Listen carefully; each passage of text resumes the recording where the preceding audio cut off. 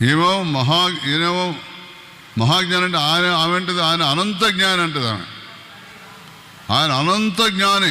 నేను గొడ్రాలు గొడ్రాలు గొడ్రాలు గొడ్రాలని పేరు తెచ్చుకున్నా, కానీ దేవుని మందిరానికి ఆ గొడ్రాలనే పేరు భరించలేక నేను సావటానికి పోలేదు, ఆత్మహత్య చేసుకోవడానికి పోలేదు, డ్యాములు దూకడానికి పోలే, రైలు కింద పెట్టడానికి పోలే, ఉరిపెట్టుకొని పోలే, మందాడడానికి పోలేదు.